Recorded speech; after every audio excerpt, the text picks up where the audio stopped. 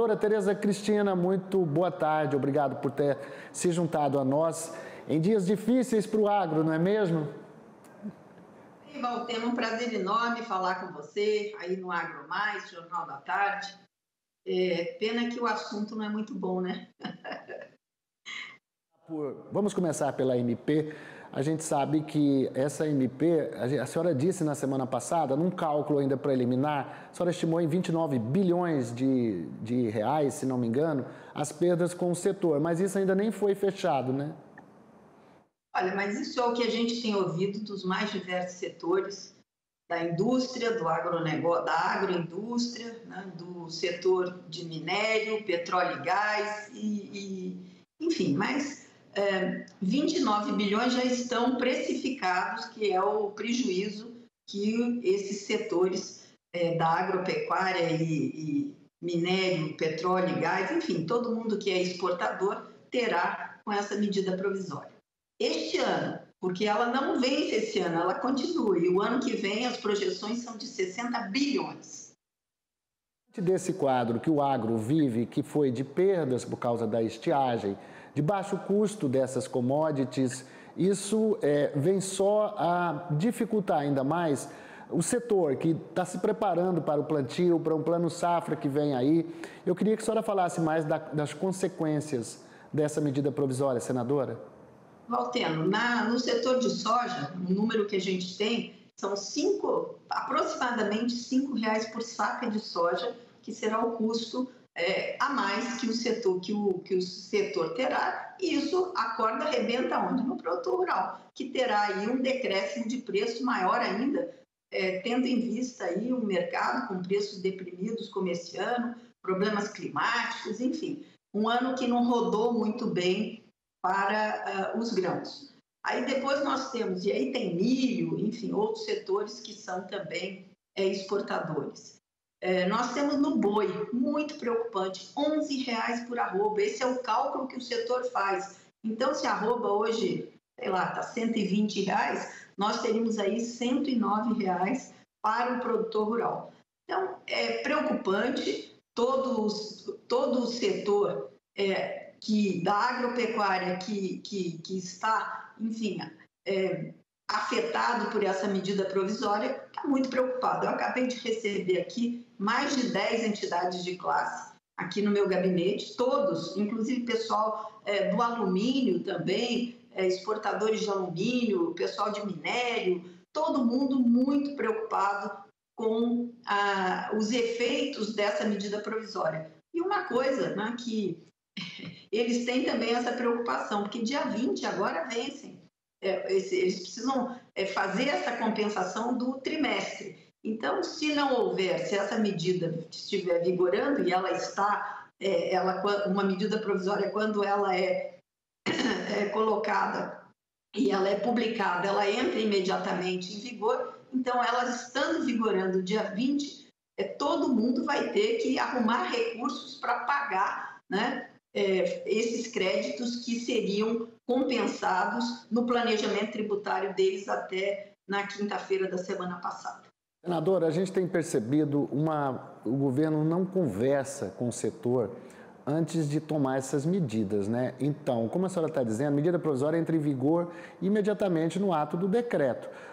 Qual é a solução? O presidente Pacheco devolveria essa medida? O que está acontecendo? Tem alguma dificuldade de ele tomar essa decisão? O presidente Pacheco está examinando tecnicamente o que é que ele pode fazer. Eu imagino que hoje, ou no máximo amanhã, ele deve ter uma decisão, ou pela devolução, ou abrindo aí a comissão, instalando a comissão da medida provisória, que aí ela tem senadores e deputados, né? E essa comissão rejeitar essa medida. Ou o governo ter juízo e recolher essa medida e voltar a conversar, enfim, e ver quais são as soluções que a gente pode ter.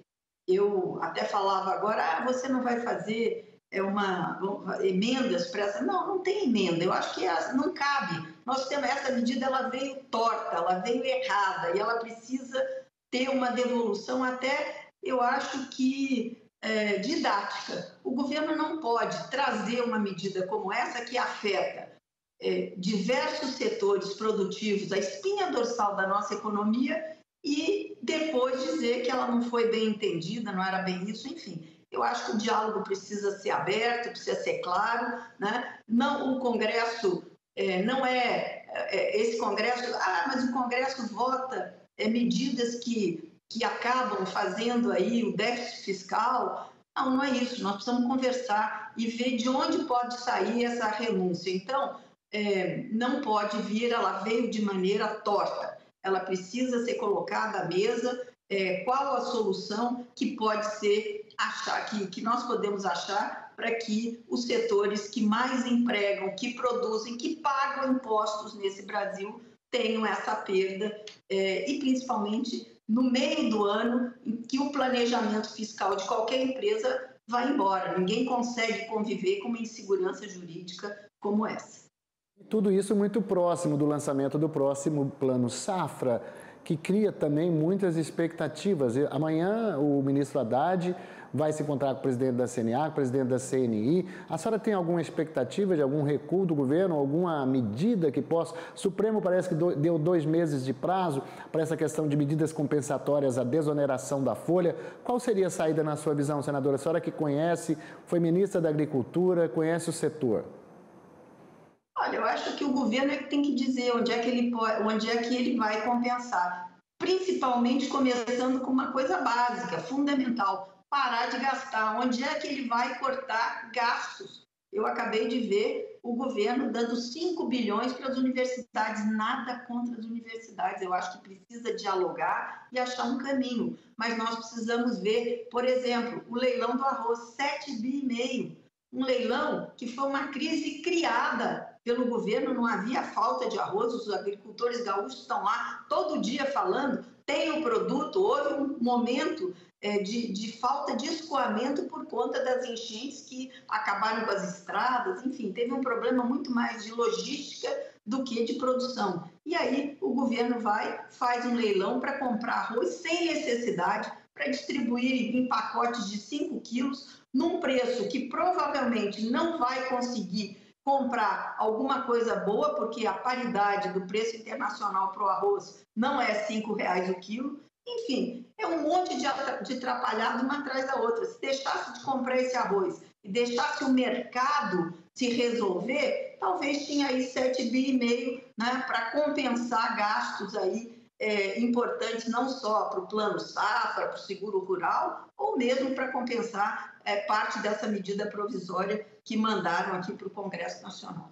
Pois é, a senhora disse bem, só o valor empregado nesse leilão é 7 vezes mais o valor do seguro rural do ano passado.